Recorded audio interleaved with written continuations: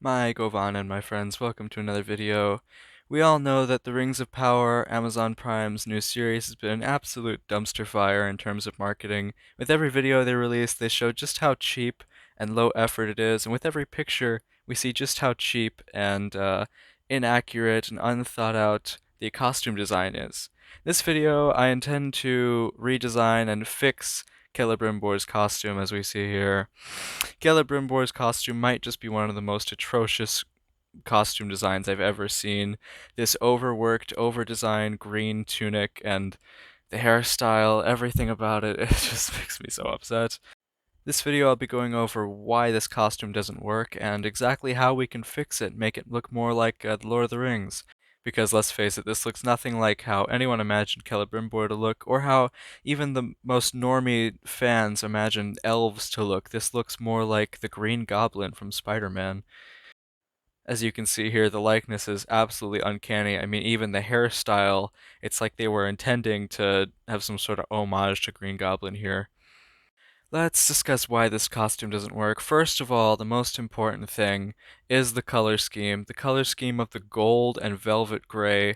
It has absolutely nothing to do with the character as far as I'm concerned, and it just gives off a really weird, cheap feeling, like this could be any character in any setting. And this also red and green with the gold embroidery tunic. It has no importance to Celebrimbor's lineage. It has no importance to Celebrimbor's character. It doesn't tell us what he does in this series, which is craft rings of power as you would think he does. And also the hairstyle they've chosen is absolutely horrible, as I've said. The red and green, it doesn't work. Okay, how do we fix this costume? I resolved to start sketching out many different ideas. First, I wanted to get rid of this baggy, weird cloak or gathered tunic and go back to a simpler look, like in the Lord of the Rings movies, where we just had really nice fabrics and very simple cuts. They were very fitted, and they made Elrond here look very regal and royal. And that was all because of the fabric choice, the buttons, all the little details. With costume design, it's best if you don't try and reinvent the wheel here. He could just be wearing a very simple but very flowy and very rich garment. It doesn't have to be sort of gathered and all this velvets and weird things going on. Another thing I resolved to do is give the garment some sort of importance. Here we have a picture of Curufin and his father. Have it have some sort of lineage and some sort of reference to the Noldor, to his father Curufin. I also thought to give him a little more of an edgy nature. As we know, Curufin is the son of Feanor, and Feanor is undoubtedly the most edgy elf in Middle-earth history. For the colors of the costume, I thought to resemble Fingolfin, who is another one of the Noldor. He wore blue and silver, and the colors of the crest of his household were blue and silver. Silver and blue also being the colors of the Moria door, which Celebrimbor helps to create. Was kind of hoping we see that in the show, but I'm not going to get my hopes up.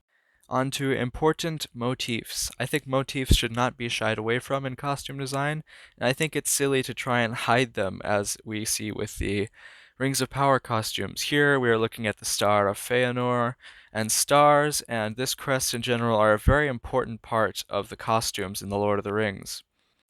As we can see, the elven star that Arwen has as a necklace, the star of Earendil's family, as we can see here, and the star of Gil-galad are all family crests, and they're all very important to these characters, and they tell us who they are and where they came from. These motifs may be seen in all good costume design, even in Peter Jackson's Lord of the Rings trilogy, where we see the Rohirrim have horses all over their costumes. Very regal, very noble looking horses, but still there's horses all over their costumes because the Rohirrim ride horses. It tells them very simply, very plainly where they came from and what they do. The white tree crest of Gondor is very important and very sacred to the people of Gondor, and so the Gondorians are wearing it, obviously. Hell, even in the Chronicles of Narnia, he has a lion crest upon his tunic. It's a very simple, short form of storytelling in these costumes, and it tells us where these people come from. It is not a bad thing. And so here is the finished sketch of how I would fix Celebrimbor's costume in the Rings of Power. All of the parts I left white would be a very shiny and glorious silver color.